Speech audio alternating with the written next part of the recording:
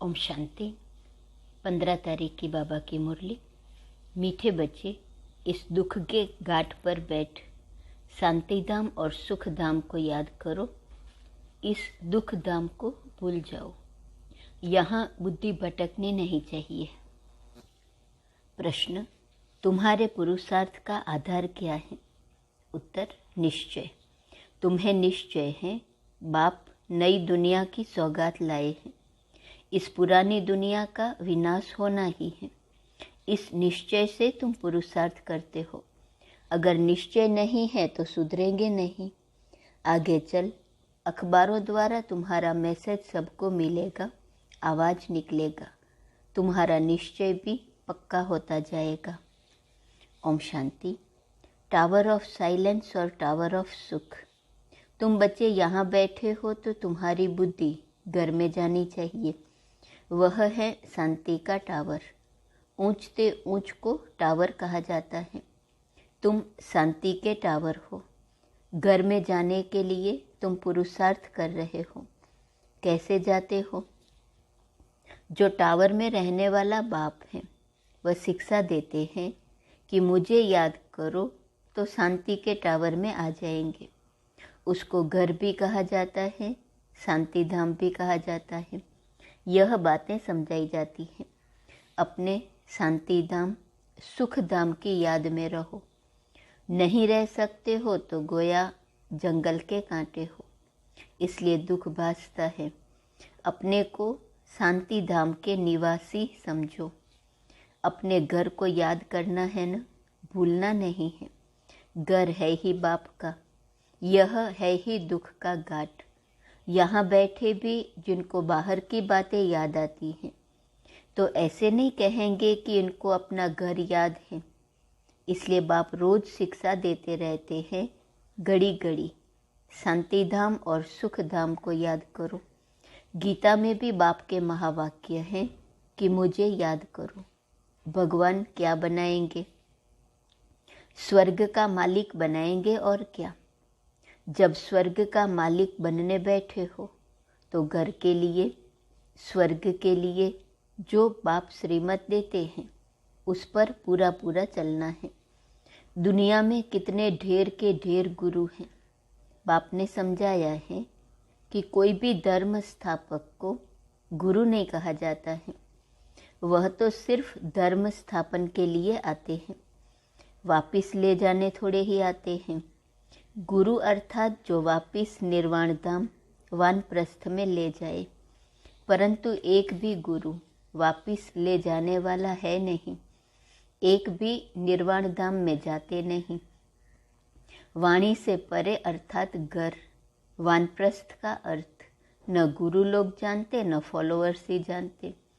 तो बच्चों को कितना समझाया जाता है। यह चित्र है सतयुग के और वह चित्र है त्रेता के।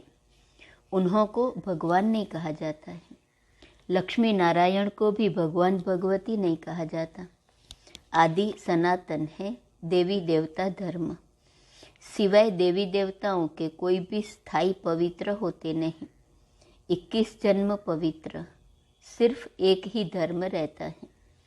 फिर धीरे धीरे अवस्था कम होती जाती है। त्रेता में 2 कला कम तो सुख भी कम हो जाता है। उसको कहा जाता है त्रेता युग 14 कला। अभी तुमको बाप का परिचय है और सृष्टि चक्र का ज्ञान है। उसको ही तुम याद करते हो। परंतु कईयों की बुद्धि कहाँ न कहाँ भटकती रहती है, याद नहीं करते हैं। अच्छा, और कुछ भी न समझ सको तो आस्तिक बन, बाप को तो बुद्धि में याद रखो। बाप और रचना के आदि मध्य अंत को तो जानते हो न। उस झाड़ का आदि मध्य अंत नहीं कहा जाता है। इस झाड़ का आदि मध्य अंत है, क्योंकि मध्य में रावण राज्य शुरू हो जाता है। कांटा बनना शुरू होता है। बगीचा जंगल बनना शुरू होता है। रावण राज्य शुरू होता, कांटा बनना शुरू होता, बगीचा जंगल बनना शुरू होता है। इस समय सारे झाड़ की जड़ जड़ीभूत अवस्था हो गई है। सारा झाड़ सूख कर तमो प्रधान हो गया है। सारा सूखा हुआ झाड़ है, फिर कलम लगाना पड़े। इसका कलम लगता है, कलम न लगे तो प्रलय हो जाए। प्रलय अर्थात सारी जलमय नहीं होती है, भारत रह जाता है, परंतु जलमय नाम तो है न। मीठे मीठे बच्चे जानते हैं कि चारों ओर ही जलमय हो जाती है, भारत ही सिर्फ रहता है। जैसे बाढ़ आती है फिर उतरती भी है न। कहते भी हैं बीके सारा दिन, मौत ही मौत कहते रहते, बस मौत आने वाला है। तो समझते हैं कि यह तो अशुभ बोलते हैं। बोलो नहीं, हम कोई विनाश थोड़े ही कहते हैं। हम तो कहते हैं पवित्रता सुख शांति का धर्म स्थापन हो रहा है। विनाश न हो तो शांति कैसे हो।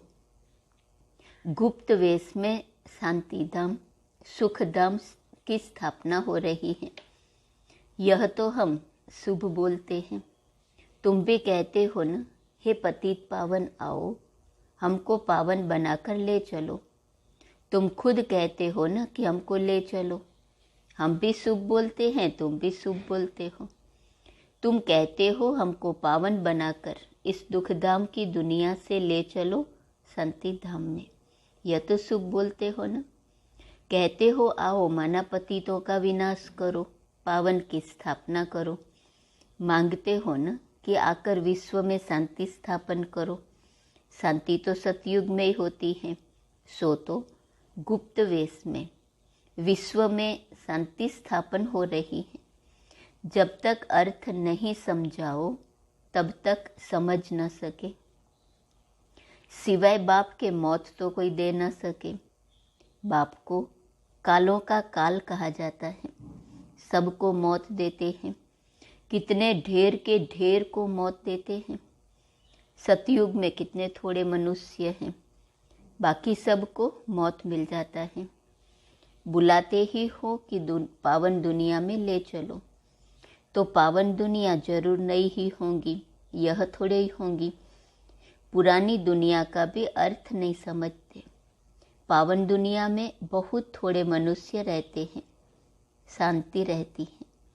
यह बातें समझने और समझाने में कितना सहज है, परंतु बुद्धि में बैठता ही नहीं, क्योंकि समय ही नहीं है बुद्धि में बैठने का। कहा भी जाता है न, कुंभकर्ण की नींद में सब सोए पड़े हैं, यह नहीं जागेंगे। यह ड्रामा बड़ा विचित्र है। तो यह सारा चक्र बुद्धि में फिरना चाहिए। बाप आकर सारा ज्ञान देते हैं, उनको कहते ही हैं नॉलेजफुल, ज्ञान का सागर। ज्ञान का सागर एक बाप ही है। तुम जानते हो पानी के सागर कितने हैं, जितने नाम हैं उतने सागर हैं, वह सागर एक ही है। यह तो अलग अलग पार्टीशन कर नाम रख दिए हैं, बाहर सागर तो एक ही है न। वास्को डी गामा भी सारा चक्र लगाए फिर वहाँ ही आकर खड़ा हो गया, तो सागर एक ही है। बीच बीच में टुकड़ा टुकड़ा कर अलग अलग बना दिया है। धरनी भी सारी एक ही है, परंतु टुकड़ा टुकड़ा हुई पड़ी है। तुम्हारा राज्य होता है तो धरनी भी एक ही होती है, राज्य भी एक होता है, 9 टुकड़ा टुकड़ा।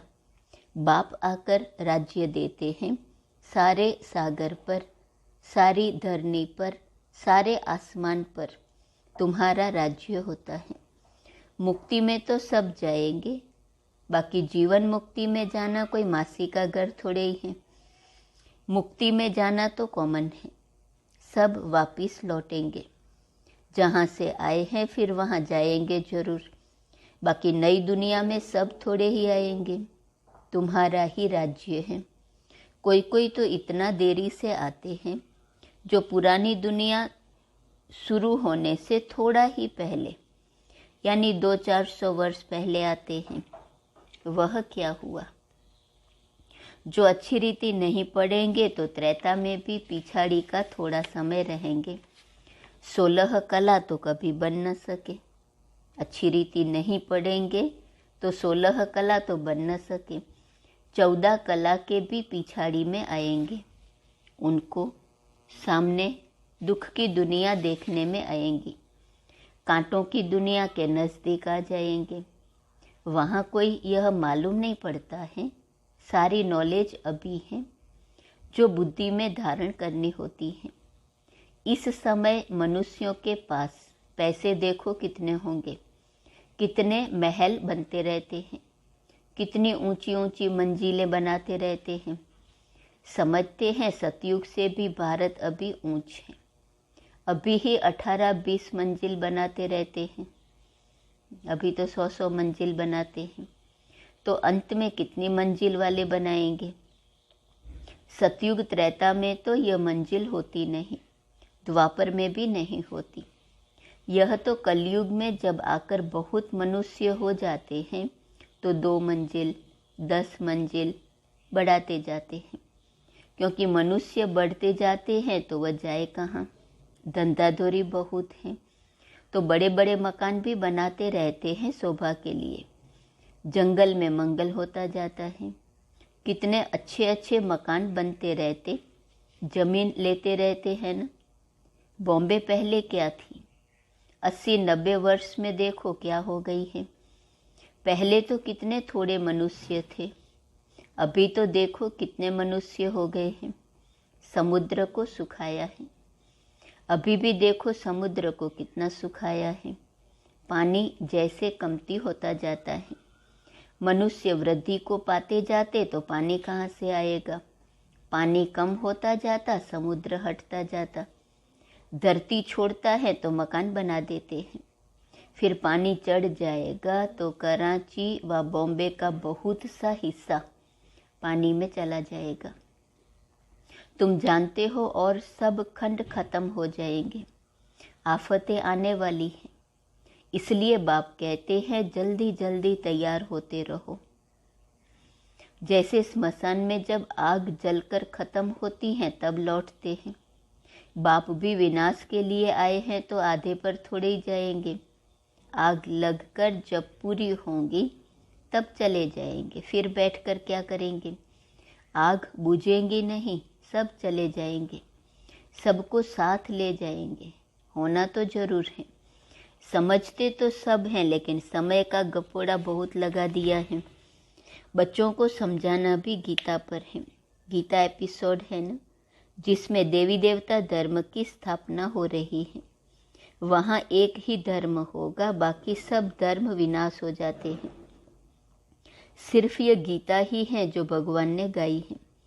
मनुष्यों ने भक्ति मार्ग के लिए बैठ शास्त्र बनाए हैं। ऐसी ऐसी पॉइंट्स धारण कर फिर सुनानी चाहिए। कहते हैं बाबा भूल जाते हैं, धारणा नहीं होती है। बाबा कहते फिर क्या करें। राजधानी स्थापन होती है, इसमें नंबरवार तो सब चाहिए।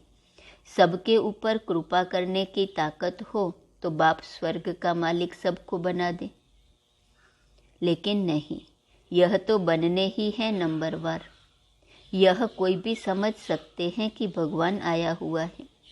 भगवान जरूर स्वर्ग की सौगात ले आएंगे। नई दुनिया स्थापन करने आते हैं तो जरूर संगम पर ही आएंगे नई दुनिया की स्थापना करने। तुम सुनते हो और निश्चय से पुरुषार्थ करते हो। जिनको निश्चय ही नहीं वह कभी सुधरेंगे ही नहीं, भल कितना भी माथा मारो। तो बाबा के अवतरण का पैगाम सबको देना है, मैसेज देना है। आगे चल अखबारों में पढ़ ही जाएगा। जैसे तुम्हारा नाम बदनाम भी अखबारों द्वारा हुआ, फिर नाम बाला भी अखबारों द्वारा ही होगा। दुनिया तो बहुत बड़ी है, सब जगह तो तुम बच्चियां जा नहीं सकेंगी। कितने शहर हैं, कितनी ढेर भाषाएं हैं। अखबारों द्वारा सब जगह आवाज़ पहुंच जाता है। कोई भी आएगा कहेगा हाँ अखबारों द्वारा आवाज़ सुना है, तो तुम्हारा नाम अखबारों द्वारा ही होगा। ऐसे नहीं समझो कि सब तरफ तुमको जाना पड़ेगा, फिर तो पता नहीं कितना समय लग जाए। अखबारों द्वारा ही एक्यूरेट सुनेंगे। तुम कहते भी हो कि बाप को याद करो तो पाप कट जाएंगे, अखबारों में तो पढ़ना ही है। अब तुम्हारा नाम बाला होगा तो फिर बढ़ता जाएगा। जैसे कल्प पहले पता पड़ा होगा वैसे ही समय पर पड़ेगा। सबको मैसेज मिलेगा। युक्तियाँ चल रही हैं, बहुत अखबार वाले डालेंगे, किसको बुद्धि में बैठा और डाल देंगे। सब धर्म वालों को मालूम पड़ जाएगा। तब तो कहेंगे अहो प्रभु तेरी लीला, ये अंतिम सीन होंगी। पिछाड़ी में बाप की याद सबको आएंगी, परंतु कुछ भी कर नहीं सकेंगे। अंतिम समय होगा ना तो कुछ कर नहीं सकेंगे। यह खेल है ना, खेल को जान जाएंगे। 84 चक्र का खेल सब अखबारों में पड़ जाएगा। जहाँ भी जाओ अखबार जरूर निकलते हैं। अखबार द्वारा सबको आवाज़ तो पहुँचता है ना। तुम्हारी बातें तो सबसे ऊंच है ना। विनाश का समय भी तो जरूर आना ही है, ड्रामा प्लान अनुसार। जैसे कल्प पहले मालूम पड़ा होगा अभी भी पड़ेगा। धीरे धीरे स्थापना होती है ना। संगम युग याद पड़े तो स्वर्ग भी याद पड़े। स्वर्ग को याद करो और मन मना भव। बाप को भी याद करो तो बेड़ा पार हो। जब तक विनाश न हो शांति कहाँ से आए। विनाश का नाम ही कड़ा है। मनुष्य सुनकर बहुत डरते हैं। यह तो राइट बात है ना। पतित दुनिया में अनेक दुख हैं, पावन दुनिया में अनेक सुख हैं। बाप देखो सौगात कैसी लाते हैं। अच्छा, मीठे मीठे सिकीलदे बच्चों प्रति माता पिता बाप दादा का याद प्यार और गुड मॉर्निंग। रूहानी बाप की रूहानी बच्चों को नमस्ते। रूहानी बच्चों की रूहानी बाप को नमस्ते नमस्ते नमस्ते। धारणा के लिए मुख्य सार। पहली पॉइंट है, पढ़ाई को अच्छी तरह पढ़कर ऊंच पद पाना है। आफतें आने के पहले नई दुनिया के लिए तैयार होना है। दूसरा, अपने को सुधारने के लिए निश्चय बुद्धि बनना है। वाणी से परे वानप्रस्थ में जाना है। इसलिए इस दुख धाम को भूल शांति धाम और सुख धाम को याद करना है। वरदान, किसी भी परिस्थिति में फुल स्टॉप लगाकर दुआओं का अधिकार प्राप्त करने वाले महान आत्मा भव। महान आत्मा वो है जिसमें स्वयं को बदलने की शक्ति है और जो किसी भी परिस्थिति में फुल स्टॉप लगाने में स्वयं को पहले ऑफर करते हैं। मुझे करना है, मुझे बदलना है। ऐसी ऑफर करने वालों को 3 प्रकार की दुआएं मिलती हैं। एक, स्वयं को स्वयं की दुआएं अर्थात खुशी मिलती हैं। दूसरा, बाप द्वारा। और तीसरा, ब्राह्मण परिवार द्वारा। इसलिए अलबेलापन नहीं लाओ कि ये तो होता ही है, चलता ही है। फुल स्टॉप लगाकर अलबेलेपन को परिवर्तन कर अलर्ट बन जाओ। ऑफर करो, मुझे बदलना है। स्लोगन, संकल्पों की एकाग्रता द्वारा ही श्रेष्ठ परिवर्तन में फास्ट गति आ सकती है।